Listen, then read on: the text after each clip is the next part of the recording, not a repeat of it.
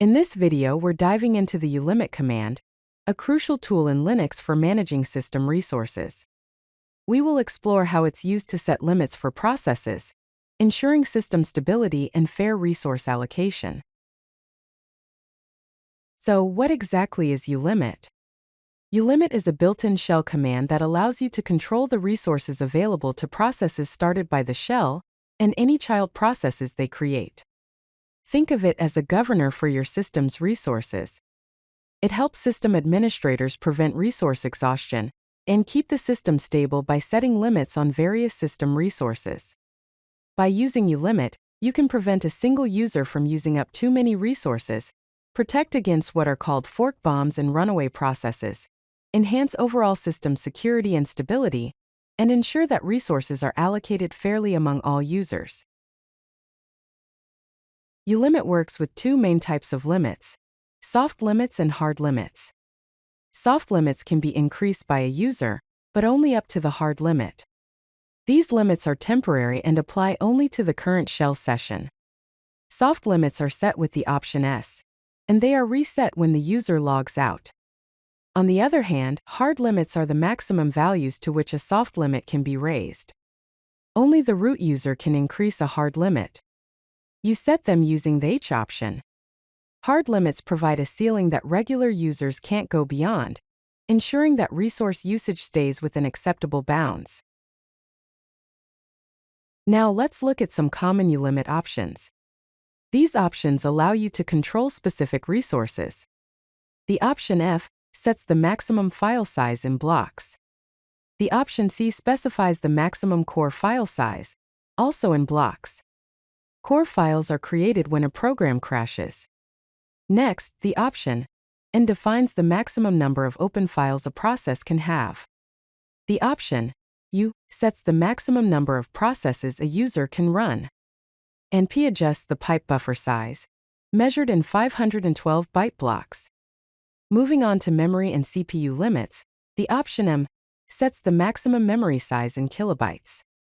The option V defines the maximum virtual memory, also in kilobytes. The option S adjusts the maximum stack size, again in kilobytes.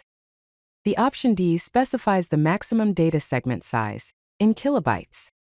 Finally, the option T sets a maximum limit on CPU time, measured in seconds, that a process can use. Let's explore some basic examples of how to use the ulimit command. To view all the current limits, you can use the command ulimit space. This displays all the resource limits for your current shell session. For instance, it shows the core file size, data segment size, and the maximum number of open files, among other things. To set a specific limit, you can use ulimit followed by the option and the desired value. For example, ulimit space n space 2048 sets the maximum number of open files to 2048. After setting the limit, you can verify it by running ulimit space n, which should now display 2048. To view the hard limit for open files, use ulimit space hn.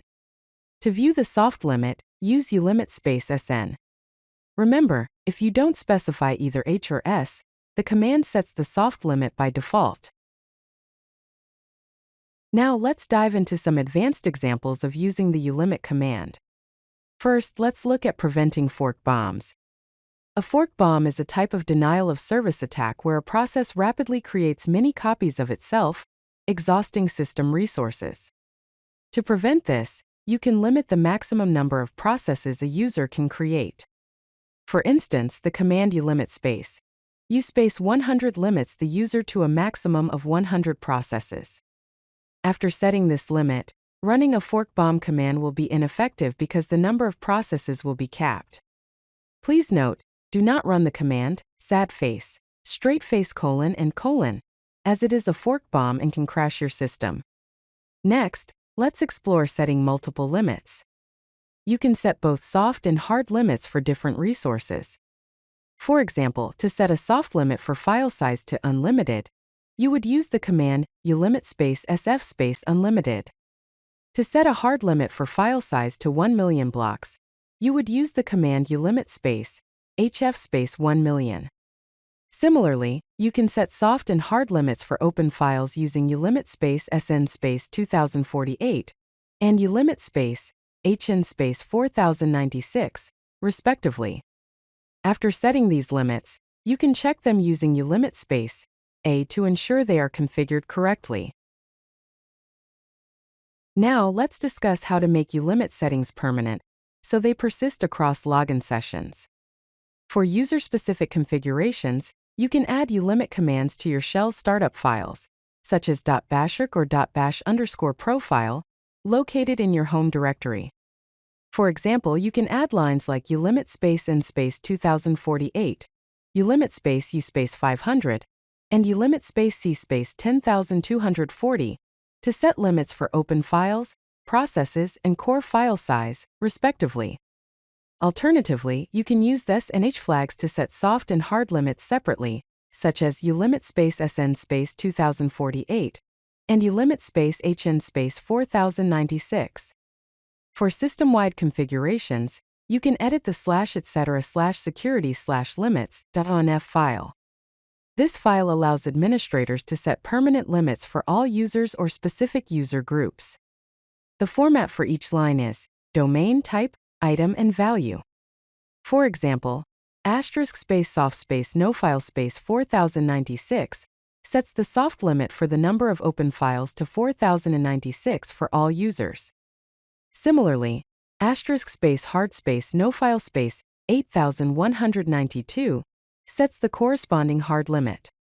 You can also set limits for specific user groups by using @ followed by the group name, such as @developers soft space and proc space 2048, which sets the soft limit for the number of processes for the developers group.